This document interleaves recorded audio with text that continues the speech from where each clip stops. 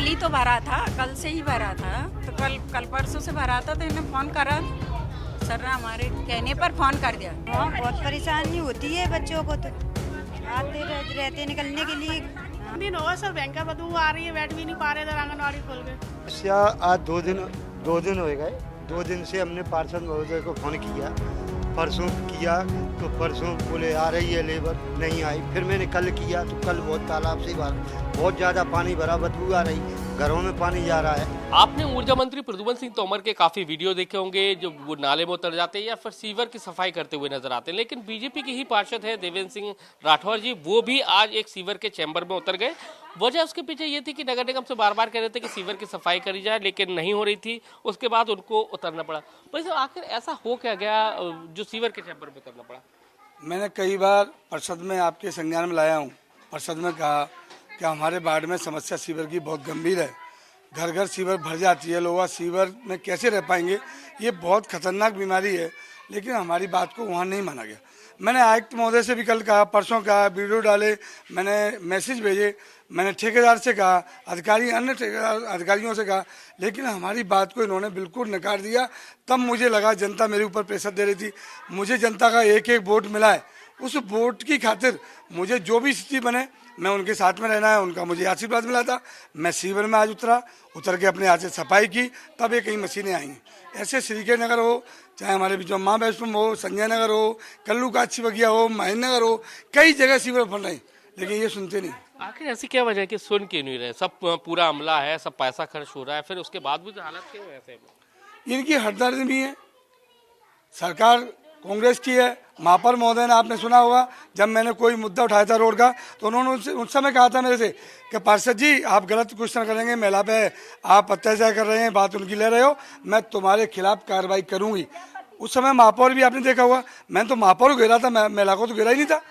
आपने देखा होगा कांग्रेस ने समीक्षा गुप्ता को घेरा था, तो समीक्षा गुप्ता को नहीं घेरा था, उनके पोस्ट को घेरा था। तो ऐसे महापौर जी नकारात्मक जवाब देती हैं, तो निश्चित तौर पे मैंने महापौर से भी संज्ञान में लाया हूँ। अगर ये सफाई ऐसे नहीं हुई तो जनता यहाँ कैसे जीवित रह पाएगी, और मुझे ये सफाई निरंतर करना पड़ेगी।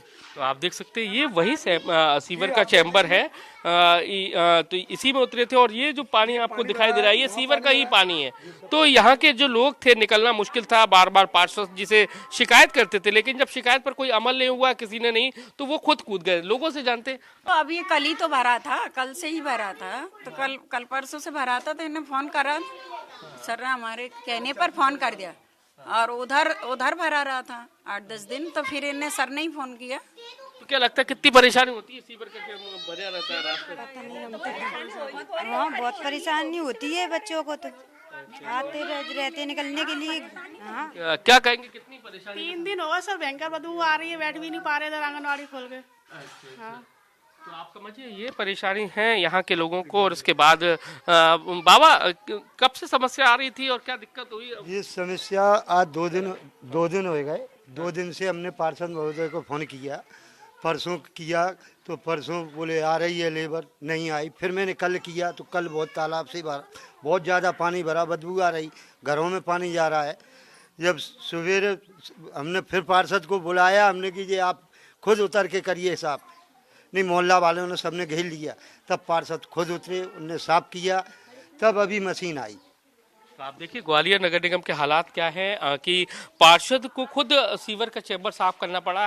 हालांकि जो अब अमला है, पीएचई का सफाई का अमला है, वो पहुंच गया है, सफाई कर रहा है, लेकिन सवाल इस बात का है कि पहले प्रशासन क्यों नहीं जागा, पहले क्यों ये सफाई नहीं की, क्यों एक पार्षद को सीवर के चैम्बर में उतरना पड़ा, ये बड़ा सवाल है। लेकिन उनका ये भी कहना है कि हालात एक जगह के नहीं है, बल्कि उनके पूरे वार्ड में लगातार वो शिकायतें कर रहे हैं, लेकिन उसके बावजूद भी अमल नहीं हो रहा है। और यही वजह है कि जब उनको आज लोगों ने घेर लिया, लोगों ने जब निकलने नहीं दिया, उन्होंने कहा कि हम जब इस जगह से ऐसे निकल रहे हैं तो आपको भी ऐसा करना पड़ेगा, आपको ही सफाई करना पड़ेगी, क्योंकि हमने आपको चुना है। तब जाकर वो उतरे। और उसके बाद अब देख सकते हैं कि आप सीवर के सफाई करने के लिए जो गाड़ियां हैं वो आई हुई हैं, उसके बाद अब सफाई की जा रही है।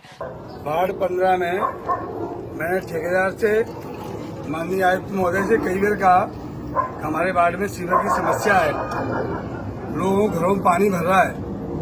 तो मैंने मैसेज भी भेजे, अधिकारियों को भी कहा, दिखाया भी। ठेकेदार वही ना झूठ बोल जाता है, आज कर रहा हूँ, कल कर रहा हूँ, 15 दिन से सीवर भरी पड़ी है, और जब मैंने कल एक जगह प्रधानमंत्री आवास योजना के तहत मुझे संयोग बनाया गया जांच समिति का, जब मैं मल्टी गया तो वहाँ पर माननीय आयुक्त महोदय का फोन आया कि आप कोरोना ये आपको आचार संहिता लगी है, आप कहीं भी कोई काम एक्स्ट्रा नहीं कर सकते, न किसी को फोन कर सकते, न अधिकारियों के पास जा सके। जब हम अधिकारियों के पास जाएंगे नहीं, सीवर भरी पड़ी है, लोगों की समस्या है, तो फिर मैंने सोचा मैं अपने हाथ से ही करूँ, इसलिए मुझे अपने हाथ से ही सीवर साफ करना पड़ी है।